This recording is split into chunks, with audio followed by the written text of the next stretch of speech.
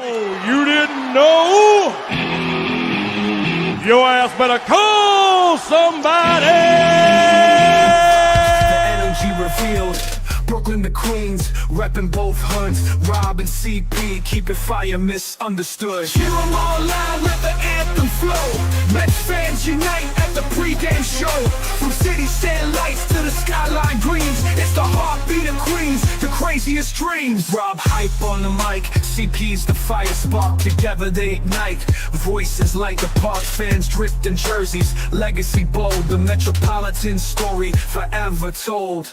Turnstile spinning, the crowd floods the gates. This is family, no time for debates. Crack of the Batman, the roar never fades. Queens in the blood, it's how champions are made. Cheer 'em all loud, let the anthem flow. Mets fans unite at the pregame show. From city stand lights to the skyline gleams, it's the heartbeat of Queens, the craziest dreams. 7-line swagger, vibes electric and wild. Mets legacy golden since I was a child. Orange crushed skies, let the battle ignite. Ride for the home team till the last fight.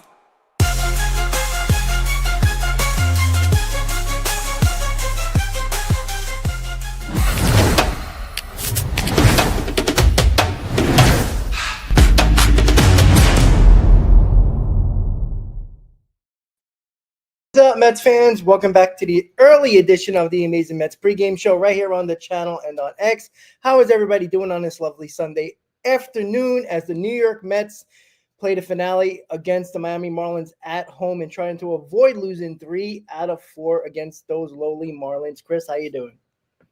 I'm doing well. Hopefully they can avoid losing 3 of 4. That would be very disappointing for this Mets team that is in the middle of trying to make up ground in the NL East.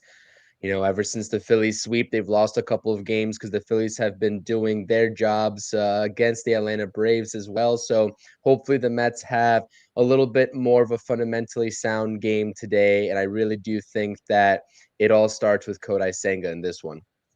Yeah, they got to play a better game. I think obviously you want to win a ball game, but we all feel that if the Mets limit their mistakes, they're going to win ball games. That's what they've shown when they limit their mistakes. Like they basically made nearly none in the Phillies series, and they swept the Phillies. And you make a ton of mistakes against the Marlins, and you lose those games. And that's the unfortunate part for the New York Mets when they continue to feel like they lose focus at times. If it's against bad teams or whatever, they just seem to lose focus. And they had basically everything they needed right in the palm of their hands. And all they had to do was just continue to win ball games against a bad Marlins team.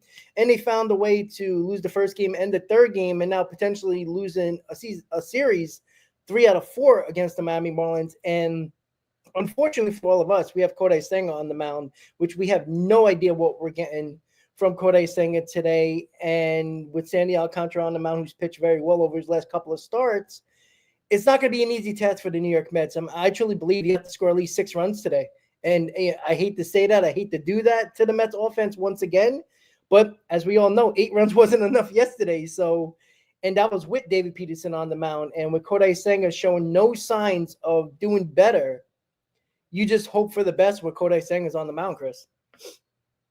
You know, it's unfortunate for us, I think, until Senga proves us wrong with whatever he's going to do in this start, because we were kind of mentioning it on the post-game stream that we did yesterday after that 11-8 loss, and that, you know, this isn't really a team in the Marlins and the makeup of their lineup and the approach that they have that inspires confidence when Kodai Senga is up on the mound, because Kodai Senga relies on a lot of chasing, especially with that ghost fork. And the Marlins have proved, especially in this series thus far, for the most part, is that they are a very disciplined team, you know, when they step into that box. So I'm very curious how Kodai Senga is going to attack this Marlins lineup. And they're very dangerous when they get runners on base, especially their first 2 guys. Well, you know, what was their first 2 guys against their moving around Otto Lopez, but especially Edwards up at the top of the lineup, right? They are able to move him over at a very high rate, and they just rely on the top of their lineup to do a lot of the damage, and they have been doing so at the plate against the Mets so far this series. Kodai Senga is going to have his best stuff. If there was any game this season that the Mets needed ace-like stuff from anybody, it's probably today trying to even up the series from Kodai Senga. You take a look at the advanced numbers or just the numbers in general, not even advanced on the pitches that he throws in his arsenal.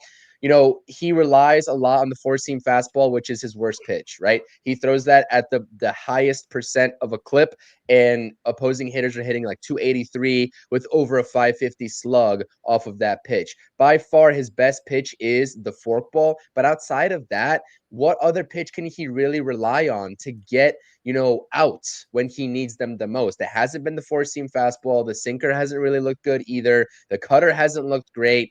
It's like it's forkball or bust for Kodai Senga.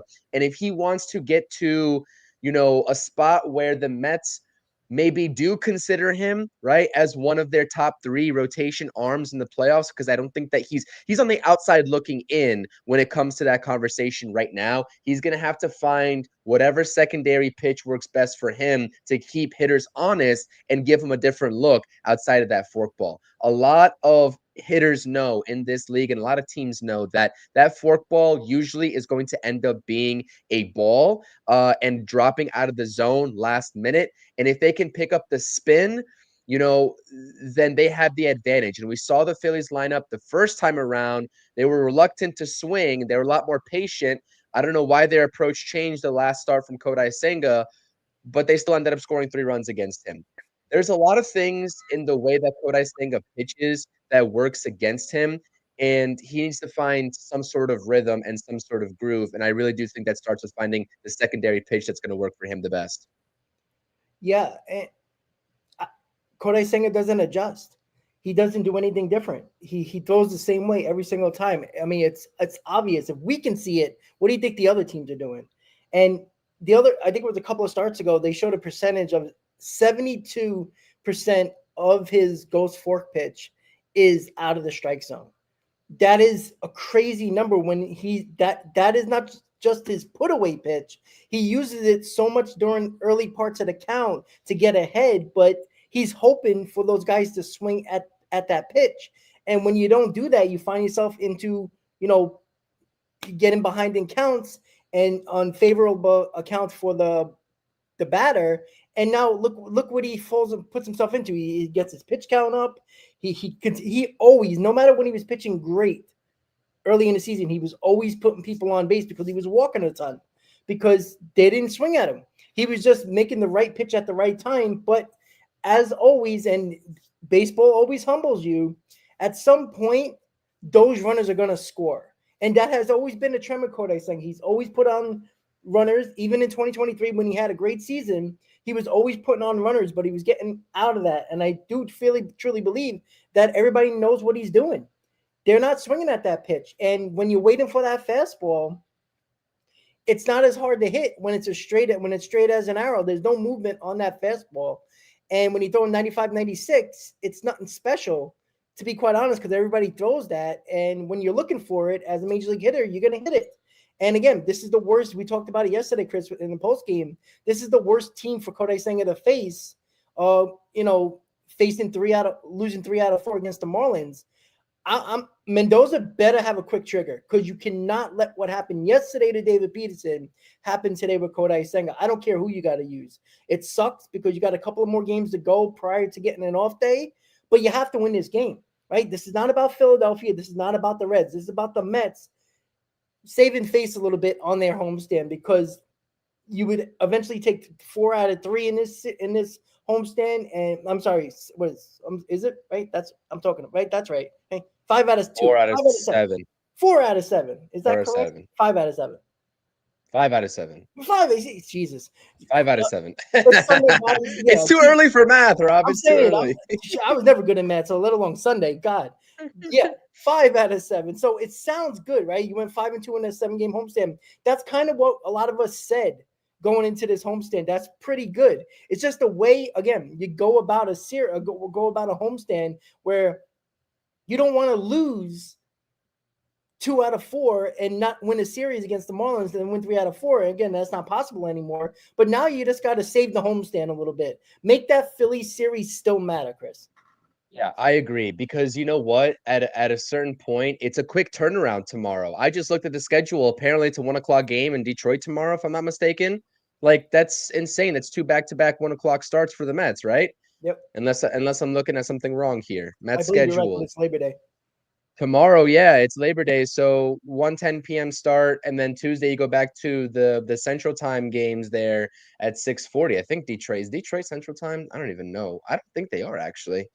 Anywho, it doesn't really matter. It's a tight turnaround, two back-to-back matinee um games, and what's done is done. This is the most important thing, is that what's done is done Yep. with this series. You lost two, you gotta flush it, you gotta have a short-term mindset, or I guess short-term memory mindset with the way that you approach this game.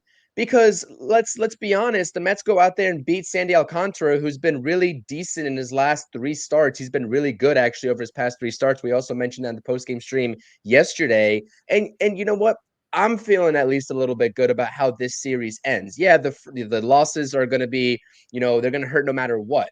And we vented out our frustration, but for me, it's like, how do you go about just salvaging? I think that's the appropriate word here, salvaging a series and just earning the split at home before you go on the road. The only silver lining here is that even though we both think that Senga is at a disadvantage against the Marlins team with the makeup of their approach at the plate, he's a career 3-0 and four starts against them with a 2.42 ERA, right? So, the Marlins team has, it's a lot different of a team than when he was pitching back in 2023, that's for sure. But hopefully those career numbers are able to emulate themselves in this ball game, and that's something that I'm just curious to see, because this team, I feel like they get runners on, like I just mentioned, especially at the top of their order, and they are pretty decent, at least against the New York Mets, with situational hitting. Like they will score runs and they will compile hits, and they'll put balls in the gaps. They'll put balls down the line and score first to home. And so they're just a pesky team. Like that's what basically I'm trying to say and trying to define them as a pesky team. And I don't think Kodai Senga does really well, historically speaking, against pesky teams. So I don't know. Hopefully the career numbers against the Marlins show themselves today, and the Mets are able to salvage this matinee before, going to Detroit and playing another matinee tomorrow on the holiday. Lineup, I think I'm fine with the lineup too from the Mets perspective. I know that Mullins is playing again. He took the offer yesterday. He had a couple of baseballs that were hard hit, but it just like, you take the offer and nobody's really happy, because we want production, not just hard hit baseballs at this point of the season, especially if you're a guy that came over and was meaning to be a meaningful acquisition at the trade deadline, especially when Tyrone Taylor's swinging such a hot bat. It's hard for me. I think at a certain point, Mendoza is going to have to go away with this matchups nonsense. And that's the biggest thing that I think both of us, and this is the same discussion that we had with like second base and third base earlier this season when they were still platooning those guys. It's like, do you prioritize who's hot at any given moment despite the matchups? Are you so glued to this lefty, righty, lefty stuff that you're going to sit the guy that is better offensively, at least over the past, week or two, in Tyrone Taylor? And I know that you mentioned yesterday that you need to get Cedric Mullins going and he's going to be on the playoff roster. I completely agree with that. But at what cost? At what point do you say, all right, we need Tyrone Taylor back in this lineup? Now, I don't think that's a big concern right now for Carlos Mendoza, because this offense, no matter what, whether it's Tyrone Taylor or Cedric Mullins, they're putting up the runs. And our main focus and Carlos Mendoza's main focus is probably the pitching. But I see people in the chat that are frustrated with Mullins getting the back-to-back start. I can't really blame them there, to be honest. But all eyes have to be on the pitching, I think, in this game. Yeah, I mean, when you score 31 runs in 3 games, I mean, does it really matter who's batting 8th or 9th? Like, really, it's you gotta be better. Like, I know people don't like Mullins, but again, Mullins is gonna be on this roster.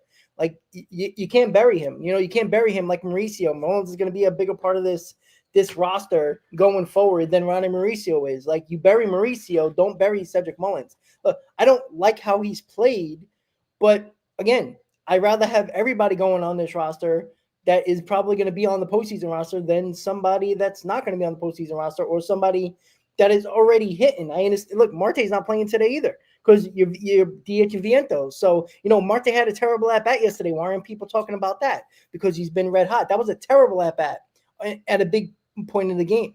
That was a terrible at-bat. But Marte doesn't seem like the guy to come off the bench. He hasn't been great coming off the bench for the most part, and he looked terrible. I mean, it was probably one of his worst at-bats in like a month. So that's the problem when you put people on the bench. And if you bury Mullins, that is the type of a bat you're going to get like Marte gave you.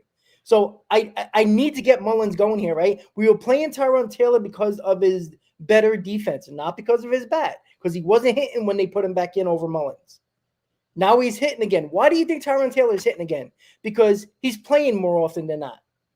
This is what we talk about all the times with the young kids, right? Oh, you got to play these guys to let them, to get them, to see pitches and let them get at bats. Well, that's what you got to do with Mullins as well. You can't just bury him here just because Tyrone Taylor's hitting. Once again, if you're going to concern yourself about the 8th and 9th hitter, you're going to have a long day. I'm telling you that right now. Because, again, we're not talking about Tyrone Taylor being, Pete Alonso here. Like, or even, Senga as being Mike Piazza. We're really not. Like, there was opportunities yesterday for, Beatty to come through with a guy with McNeil on third, right? He had an opportunity to do so. He didn't do it. Those are the guys that are supposed to get the job done. We're not relying on Cedric Mullins and Hayden Senga or Luis Torrens. We're just not doing that. I'm sorry. And we can continue to kill the bottom of the order, but you're wasting your time, right? Use all your energy towards the pitching because you scored 8 runs yesterday, and it should never led to that point of Mullins and others at the bottom of the order needing to come through big time. It's a waste of a conversation. Like, I just don't care the fact that we got to worry about late in the game that we scored 8 goddamn runs and we still got to figure, or at the time it was still 8 runs. It was 9-8. We scored 8 runs. Like, it should be enough. Like, let's have a conversation mostly about the pitching because, again, who has confidence in Kodai Senga today? Who has confidence? Like, we're going to have confidence in this lineup. There's a pretty good chance they're going to score runs. Even though Alcantara has been pitching good, doesn't mean that he's going to shut us down. Because really, honestly, nobody has shut this lineup down, no matter if it's a good pitcher or a bad pitcher. So the Mets are going to score runs here. It's just a matter of can the pitching, and that goes for the bullpen as well. Can they hold leads? Can they hold at least a deficit to a reasonable amount, not a 5-0 deficit in the second inning? Like, we can't keep on doing that. We had to come back 3 times yesterday, and it still wasn't enough. It's got to stop, Chris. They also came back twice against the Phillies with Manaya and Senga on the mound as well. And so, like, that's fine and all. And that Phillies series was awesome with the way that it ended with the sweep. But I'd like to see a Mets team not get down 2-0, 3-0 in the 4th inning. And it's like, okay, time to turn on the Jets and go and score in the middle to late innings and win a ball game for the offense. No, it's about, I always say it, and I know it's like kind of a cliche saying, but production aside, I want to just see signs of life from Kodai Senga, right? If he goes out there and pitches 5 innings of 2 earned run baseball, I think that we'll both take that, Rob. I think we'll both take that, especially with what he's given the Mets over the past handful of starts, right? I mean, he's had a start there that he went 5 2/3. Okay, so what, big deal? But I need to see him limit the traffic on the bases. I need to see him utilize a good secondary pitch, right? The ghost fork is technically his secondary pitch, but he utilizes it as his primary put-away pitch. I need to see a competent secondary pitch, a fastball. I don't care what variation of a fastball, whether it's a cutter, sinker, four-seamer. I don't care what it is. You need to locate that pitch, and you need to be effective with that pitch because you're not going to have success at the major league level with only that one ghost fork. Because when teams decide to stop swinging at it and you start walking the ballpark and then you have to really utilize your struggling fastball, you are going to get hurt. And I think that that's something that Kodai Senga just has to get in his head, that he needs this secondary pitch to be successful. And it's not really a matter of the velocity. The velocity is the velocity. I haven't really noticed a steep decline in the velocity. For me, when Kodai Senga gets hurt off of his fastball, it's because he can't locate it. He's not working the corners of the zone, right? He's just kind of throwing it in there, hoping that it's a strike because he's still concerned about not walking batters. And when you have that mindset in your head, like, I don't want to walk this guy, chances are you're probably going to walk him because you shouldn't be thinking about that up on the mound. Not saying that he is, but I'm just saying it's been a trend his entire career, really, with the walk rate. And so you just cannot continue to give these teams free passes. So, I agree. The bottom of the lineup in general, I know that yesterday they kind of struggled to get McNeil in that crucial situation. The Mets shouldn't have been in that situation, like you just said, Rob. But all in all, this month, the bottom of the lineup has been good. McNeil's been good. Brett Beatty's been good. Tyrone Taylor has been good. Even Hayden Singer has been pretty competent with his bat. But the premier cream of the crop production should be coming from the top of the lineup, and they've also held up their end of the bargain. And therefore, when you're adding those two up, the offense isn't the issue. It's really the pitching. And so that's why we are so concerned with this pitching. And, there's a couple of other news, I guess items to get to with the New York Mets. Carlos Mendoza just now in his pregame interview said that Francisco Alvarez is going to be catching for 7 innings today in AAA, trying to get back on the fast track. So we'll see how that goes. There's a lot of concerns defensively. I don't want any defensive drop off, even if that means getting Alvarez's bat back into this lineup.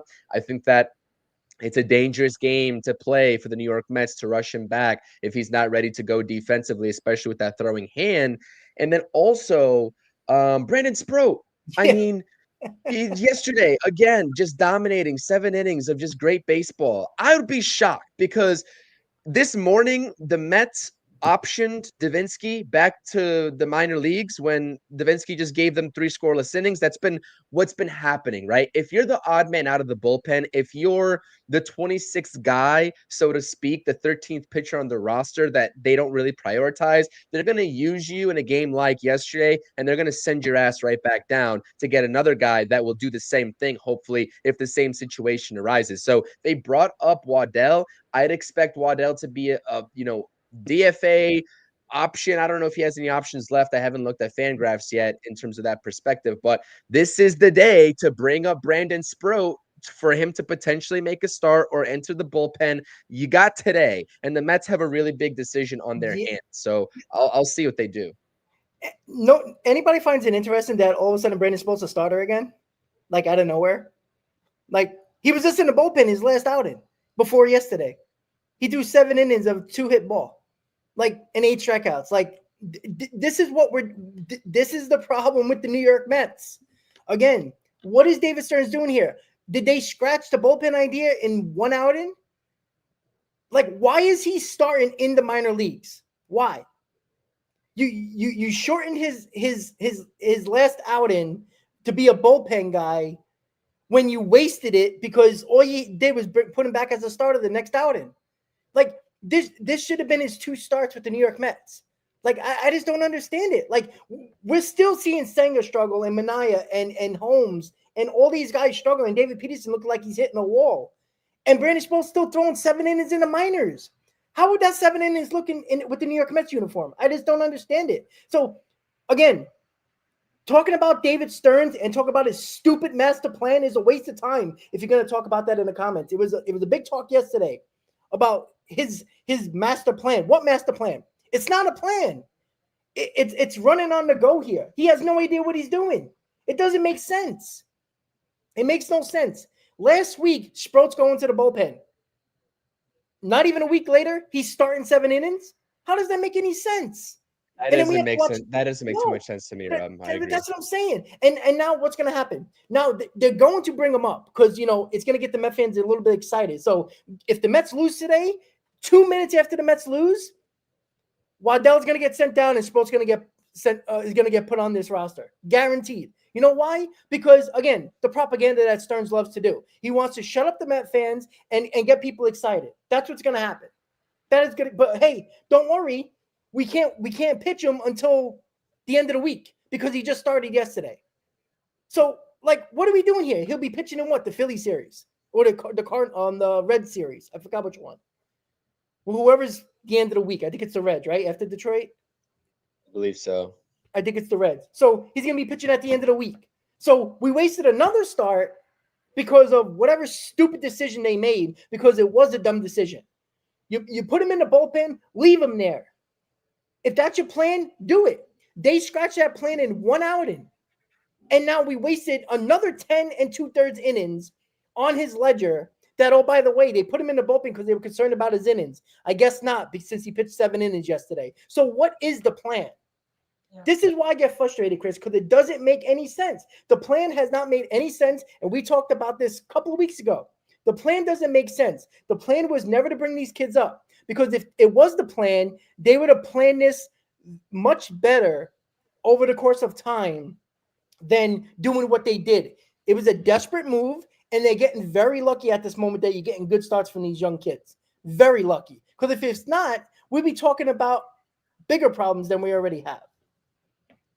Yeah, I don't really know. I'm trying to make sense of it too. I mean, when they put Brandon Sprott and coming out of the bullpen in his last go around before yesterday, I was like, okay, that makes sense to have him as a bullpen arm if you're not gonna, want to give him a start at the major league level. And I'm not sure if have they ever publicly came out and said that they were concerned about his innings and they're trying to limit the innings. I don't know. Maybe that's like kind of speculation. Like we're putting them in the bullpen, or their plan to put him in the bullpen only meant that. I don't think it was because the bullpen was a disaster, because it was about a week and a half ago that the bullpen was, Gregory Soto was still decent, Rogers was okay. The only one that was struggling was Helsley. So I don't see it as a bad bullpen for him to do that. But I don't know.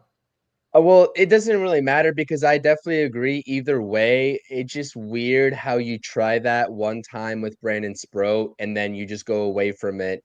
And I would think, now I'm kind of thinking, and we'll find out today, but now I'm kind of thinking, like, is the plan really to call him up to begin with? Because if it was, I don't know how many pitches he threw over those 7 innings, but it just seems like you'd get a decent start from Brandon Sprott in his last outing in the minor leagues and keep him a little bit more fresh before he comes up and potentially makes a start for you at the major leagues. But if it's 7 innings, then maybe the plan is just to keep him down there until 2026. I've got no idea. That confused me a lot as well. I don't know what the plan. The plan for Nolan McLean was clearly to be here all along, I think, especially after that August 15th deadline. I think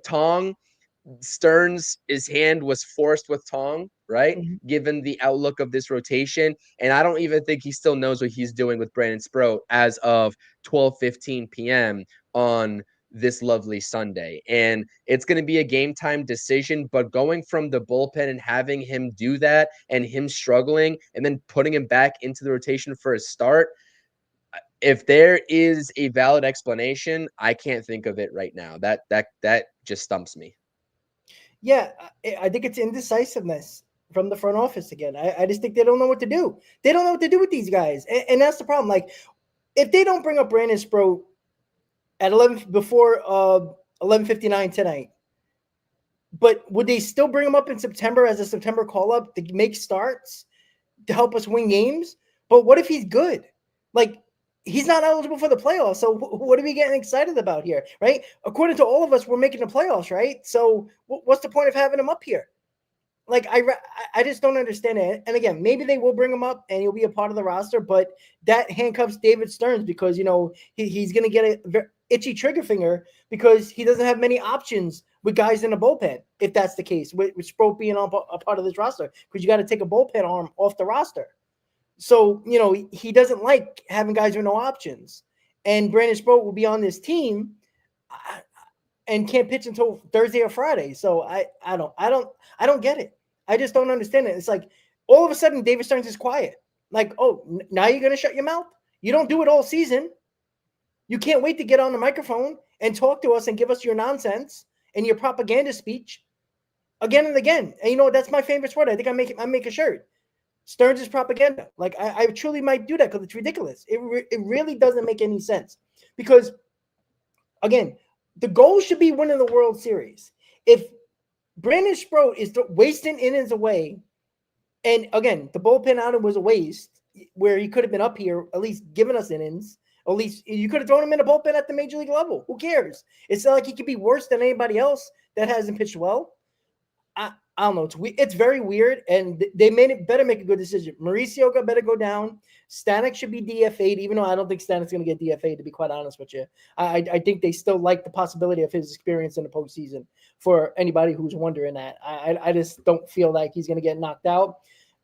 Again, Waddell is replacing Davinsky, right? That was the move. That was the move this morning. Yeah. So Waddell will be gone after the game today. Because he'll pitch, because Kodai Senga is not going more than 4 innings, so he'll be in the game. We all know that. We all know that he's going to be in the game, so he'll be going down, and it's just a matter of bringing up somebody else to help, and Brandon Sprott would help. Again, what if we talk about Senga? What if Senga don't pitch good today? Right? We have Manaea going tomorrow, if I'm not mistaken. What if these two guys don't pitch well? Again, like, what are we going to say? Everything will be okay? Because that has been the conversation with a lot of Met fans. Oh, they'll be okay, right? I still, like, have you listened to WFAN? And even the fans that call up. Oh, I still trust Kodai Senga. How? How do you trust Manaea at this point if he pitches bad again? Like, if he can't get through 5 innings again, what type of confidence you have in any of these guys? At least Brandon Sprott is pitching well in the minors, where you could say, all right, maybe he could do better. Could he? I don't know. But at least give him the opportunity to give yourself an option for the postseason with a starter. Because I have no problem throwing Manaea in the bullpen. I have no problem throwing Holmes in the bullpen, to be quite honest with you. Whoever you want to do it to. But if Sprott's pitching so well, and they botched that bullpen idea within 1 outing, then bring him up. That's it. Maybe Sprott went up to them and said, listen, I don't like the bullpen. I just don't feel comfortable. And maybe that was the conversation. Maybe he does have, obviously if the player says, I don't like it, it kind of makes sense not to leave him there and put somebody in a situation they're going to fail. So, again, we'll see. I think we need to see something from Kodai Senga today. I mean, there's just, I understand the whole positive, outlook and spin on things. I try to be objective as possible. I need to see something from Kodai Senga today. I don't trust Kodai Senga, and he needs to earn the trust of this fan base back that actually looks at this team through an objective lens and calls a spade, right? And the spade is that Kodai Senga has not been good since the injury. David Peterson, for the most part of the second half, has been shaky. Sean Manaea has not been the 2024 version of Sean Manaea.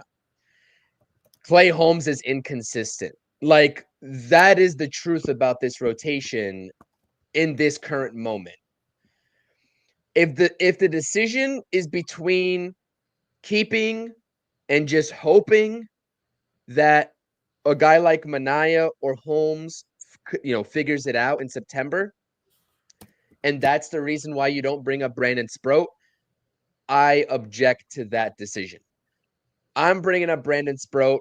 I'm moving Manaea or Holmes, whichever one you want, because Senga's not going to the bullpen. There's no chance Senga goes to the bullpen. He's not cut out for the bullpen, right? So you have a choice between, and I don't think McGill is going to the bullpen either. They've been there, done that. It hasn't worked out with McGill as a bullpen arm, and he seems like he would be cut out for it. But like you said, some guys just maybe don't like going to the bullpen and coming out of the bullpen. So I think your options are, if you're going to shake up this rotation, because let's not forget, Carlos Mendoza, directly from his mouth, said, we are evaluating this rotation on a start-by-start basis. So I don't think that Clay Holmes and Sean Manaea are safe in this rotation if they're seriously considering bringing up a guy like Brandon Sprott, and clearly Tyler McGill is on his way back. And they could shake things up, and this could be the deciding start. I would have thought that the last go-around was the deciding start, because you're at the very last hour here, so to speak, on the last day that you need to make the decision. And it would have been nice for it to line up as Kodai Senga starts yesterday and Manaea starts today, to see what these guys got before you had to make that decision. Unfortunately, you're only going to be able to see one of the two. And the one guy that you're going to see is probably not even in consideration to go to the bullpen, right? Yeah. So the best case scenario would have been seeing how Sean Manaea does today and his start falling on today instead of tomorrow. So there is a lot of just risks that are at stake here. And it just doesn't align up properly to make this decision with the best information as possible. I just think that you cannot take the risk of one of these guys figuring it out magically when they haven't over the past couple of months, and you're going to prioritize that over a guy like Brandon Sprott, who could come up here and be the same thing that Tong was in his first start. Noel McLean has been in his first 3 starts. At this point, what do you have to lose going to a rotation that is full of young electric arms? If anything, no matter what the end results of the game are going to be, at least that's exciting for fans. But for us fans right now, right, we have to sit back and just hope that these veterans figure it out.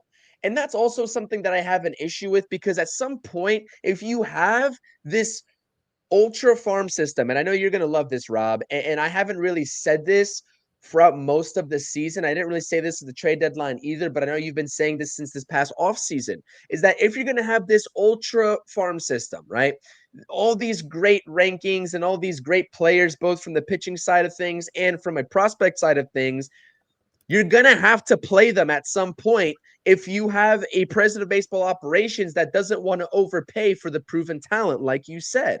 And I'm not saying that I would have liked to seen David Stearns, overpay, right? I don't think he needed to overpay, but if you weren't going to overpay, play the young guys. It's about damn time to play the young guys. The time is now. And so that's why I am an advocate for seeing Brandon Sprott. I'm not trying to sit here and wait for him, to come up in 2026 and show us what he has in spring training. I don't care what the numbers say. The numbers say that he's been relatively good over his past, 7-8 starts now, outside of that one outing where he came out of the bullpen.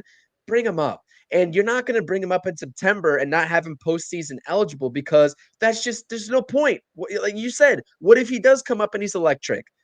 You call him up a day too late and he's not postseason eligible. David Stearns needs to decide today, and he needs to be decisive about his decision.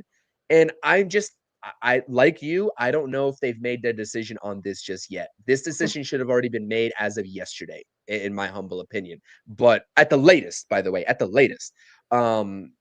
we'll see, Rob. It's going to be interesting, man. Yeah, it's the continued indecisiveness that just kills me. And I said it, like, I have no problem with playing the prospects. I just don't. But do it. Like, you're afraid to trade them. You're afraid to pay any pitchers. And you're afraid now to bring up Sprott for what reason? To tell everybody you're right about the $20 million man in Minaya? Or the $11 million you gave Holmes? Or the 17 you gave Montas? Oh, wait, he's not pitching no more. So it's the same thing. Like, that's what I just don't understand. Like, there's no direct plan to do anything. Sorry. Everything just seems out of place. And it seems like it's the wrong urgency. In the wrong Have you way. seen this quote by Mendoza? Sorry to cut you off. I really didn't mean to, but it's like, because we're talking, like, this is very relevant to what we're talking about, because we both are saying right here that we want to see Brandon Sprott, because what do we have to lose? And Carlos Mendoza, the manager, is also saying in an interview right now that he's doing, it was good to see him throw the ball the way he did yesterday. I think it's one of those things where it's like, all right, here I am too, to bring me up. So clearly the manager is probably expecting for Brandon Sprott to be up, and what he's saying, or at least he'd like to see him up, just like both of us are saying right now. I just don't see how, if you're David Stearns, you can't make that decision at that point, given the state of this rotation. I'm sorry. It has to be done. Because didn't we talk about it a couple of shows ago where it doesn't seem like Mendoza and Stearns are on the same page here, and Mendoza's have been given hints in pre- and post-game interviews about certain things, and it's kind of like taking not a shot, but like, yeah, I would say a shot, for lack of a better word, taking a shot at Stearns, saying, "Hey, do this." Like, why am I sending out guys here that are not doing their job, and then you're going to continue to talk about these prospects? Like, I agree with Mendoza. Like, he's calling you out, David Stearns, and good. Somebody's doing it, because the media is afraid to talk bad about Stearns. Cohen is basically, kissing Stearns' ass. And it seems like too many fans are saying, trust in the process, trust in the process. Trust in the process. Like, come on. Like, do your fucking job. Your job is to have us win. Stop worrying about next year, because he talked about it the last time he spoke about 2026. That's all he talks about. Like Sandy Alderson talked about 2016 as well, when 2015 was happening, and he got very lucky with the move he made. I don't feel like David Stearns cares enough about the season at hand, and seems like he wipes his hands of the conversation of, well, I did my job. This is the roster. They got to do it. And which at the end of the day, they got to do their job. But when you don't do your job and there's somebody that could possibly be better internally, you do it. And your manager is calling you out. And thanks for that quote. Like, it just doesn't make sense. Like, all of a sudden, we always believe that Mendoza and Stearns are on the same page. They don't seem like they're on the same page. I think Mendoza is very frustrated by the way this has gone the last couple of weeks in regards to the pitching and why these kids weren't up earlier. Yeah, I mean, I don't know if I'll go as far as to say they're not on the same page, but it definitely seems like Mendoza is openly advocating for Brandon Sprott to be called up. And I mean, if you talk about opinions that matter, yeah, whatever we say really doesn't matter at the end, at the end of the day. But Mendoza is the guy whose opinion probably matters first and foremost, right underneath David Stearns. And this is a guy that's managing a team that went on a podcast just a couple of weeks ago in the middle of this spiral for the starting rotation and said, it's hard to manage the bullpen when you have your starters, going less and less innings, and you have to warm up your bullpen starting in the fourth inning pretty much every game. Like, I didn't say that. You didn't say that, Rob. The manager of the New York Mets said that himself on another podcast, right, that he appeared on. And so you have that quote, and then now you have today's quote talking about it's almost like Brandon Sprott is going out there through 7 innings of great baseball, and he's like, I'm here too to get called up so I can help this team win. And we're still sitting here, not making a move. And you're right. I mean, I'm not sure in the grand scheme of things if it really mattered if he was going to make his next start in AAA as of yesterday or at the major leagues. I know earlier is a lot better in most circumstances. But for me, I just think the switch up from the last 2 outings of Sprott, right? The bullpen tryout. It's like, have they completely – now my question is, honestly, have they completely shut the idea down of him coming out of the bullpen because they gave it a try? He gave up 5 runs in that role. Was something said by Sprott? Were the coaches just not happy with the production there and they're like, he should just be a starter and that's it?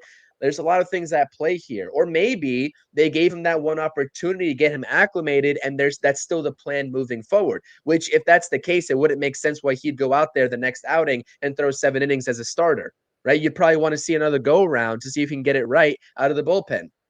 So, there's a lot of things at play here, and that's why I think that beyond just today's game, like this is a very important day for the New York Mets organization in 2025 outside of just needing to even this series up and earn the split against the Marlins. Like the roster for September, who's postseason eligible and getting the most pitching help here as possible is on the line with this Brandon Sprott decision. So, yeah, I do wonder if the decision is going to be made if Senga doesn't pitch well. Not saying that Senga's going to get out of the rotation, but let's say Senga doesn't pitch well today. Is that going to determine Sprott coming up here and the Mets making a decision on a rotation spot other than, say Minaya or somebody like that? Because again, Sprott's not going to pitch until Thursday or Friday anyway, if he does come up. So you have time to see Minaya tomorrow. And if he doesn't pitch well, you're stuck with Senga in the rotation. We all agree with that. I wonder if that's the case. Like if Senga pitches well, maybe it gives a little step back to Stearns to say, all right, you know what, maybe we don't need Sprott. I mean, that's silly to say, but I wouldn't put anything past David Stearns because he hasn't made sense for the majority of this year. And why do I think he's going to start making sense now on August 31st? I just don't know. But Senga better pitch well. You know what? We got to win a ball game today. Right? As much as we're talking about, down the road is pointless if you don't win ball games. You got to start winning ball games here, right? Don't lose 3 out of 4 against the Marlins. That's a joke. I'm sorry. Find a way to win. It would be nice if the pitching kind of carries the game today, but I don't think anybody expects that. Again, So win a ball game, Kodai Senga, wake up, do something, try something different. You know what? How about throwing your fastball more? Because they're gonna be sitting, they're probably gonna be waiting for the ghost fork to be out of the zone. You know what? Surprise them with fastballs. Throw something different. He never changes his routine when he's on the mound. It's the same thing every time. And it's so obvious, and the teams know that. So it's kind of annoying. I just like to see an adjustment for Kodai Senga. And you could blame Hefner, but I still think it's the guys who get on the mound. I think Kodai Senga is stuck in his ways. I don't think he does anything that anybody tells him to do. I think he throws what he throws. He's on the mound. He needs certain days off. He needs everything to go right just to get on the mound. I don't think he likes adjustments. I think he pitches the way he pitches. And if he gets people out, great. If he doesn't, well, I did my best. I feel like that's the case, and that's unfortunate. Yeah, I mean, listen, I think that everyone that watches us on the screen knows that you have been a little bit more down on David Stearns, historically speaking, for this season than I have. I think that there's some things that I don't think, listen, this is what I'll say. Like, I think that David Stearns, as I said weeks ago, has done a lot of good for this team and will continue to do so because his job's not on the line. Like Mets fans always take it to the next level. Let's have Carlos Mendoza be a firing candidate. Is Steve Cohen thinking about letting David Stearns go? No, these guys are going to be here for 2026. It's already cemented. 2027, I'd bet a large majority of anything that I have to offer that they'll be here. Unless I'm completely wrong, I don't know. Things have to go drastically wrong in 2026 for either of those guys not to be here. This is like a long-term kind of thing. And I do think that the long-term outlook of the New York Mets is very bright. And that's what you have going. Like, that's what this team has going for it. But it frustrates us because we don't want to look at 2026 anymore. Like, we look at a wide open, first of all, wide open MLB, but wide open NL. And we're like, let's go for it now. Let's go for it now. And some of the decisions, I think Mets fans have a right to criticize and question. I don't think overall that means David Stearns is the wrong man for the job. It's just, especially in the face of adversity. I'm sure David Stearns didn't plan for these guys to be this bad. I'm sure, right? So, but if you build a rotation a certain way, you have to have at least a backup plan. He's shown us that his backup plan all along was, dabbling at the trade deadline, seeing if there could be any good value deal to be had. Wasn't there, had to overpay, didn't want to do it. And his backup plan all along was going to be these kids, right? Coming up and being impactful. So if that's the plan, just commit to it and bring up, you've already got two of the three, bring up the third one and let's roll. Let's see how it goes. So that's what I got to say. And from an offensive perspective today, Rob, listen, I think this is a must-win game. There's a lot of must-win games. I think that this is one of them for the New York Mets down the stretch, especially if they want to have a fighting chance at this division.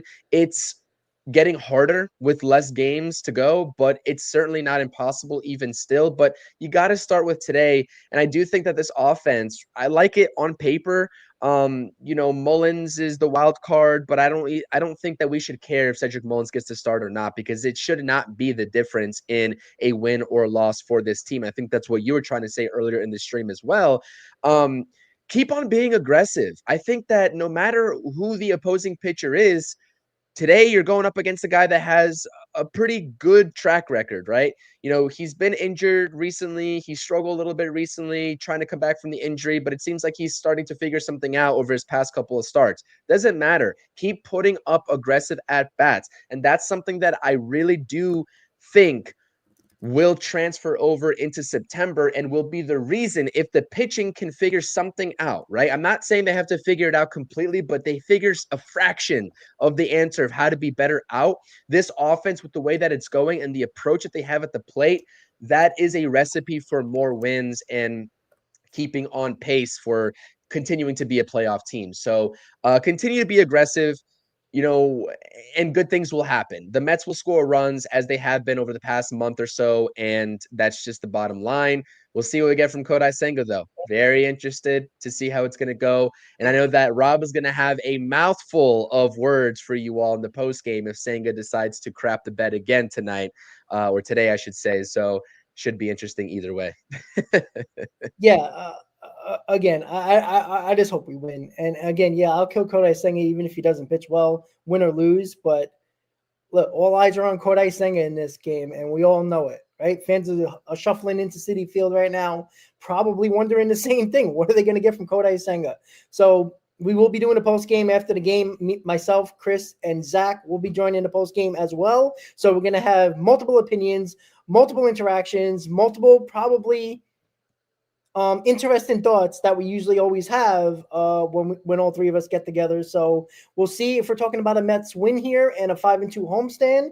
If not, well, it's not going to be a very pleasant post game, and that's 4-1 for people who are scared of coming on a show that is too negative, because we try to be positive, we want to be, but they haven't given us enough signs of being positive. So hopefully we're being positive on the post game with a Mets win, with Senga pitching well, and then we can all go on a happy way on this Sunday afternoon. With that said, guys, thank you for tuning into the Amazing Mets pregame show right here on the channels and on X. And make sure you tune into the post game show with me, Chris, and Zach, and talking about a Mets win, hopefully. Chris, any final thoughts?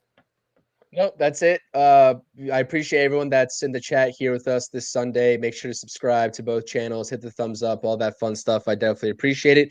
Hopefully you all are appreciating what we're doing too. We're trying to give it to you all as best as we can in terms of giving you the most objective thoughts. Like if we were here to sugarcoat things, I mean, that wouldn't be half as fun. You all would probably see right through it. At the end of the day, Mets fans are smart. Most of them are smart.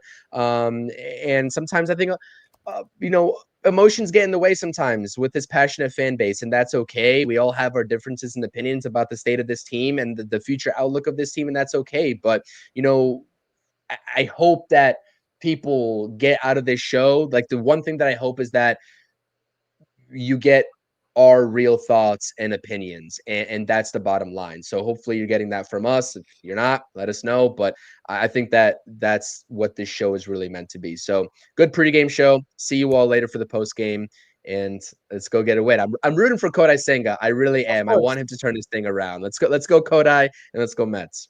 There you go, guys. So see you on the post game. Let's go Mets and enjoy the game.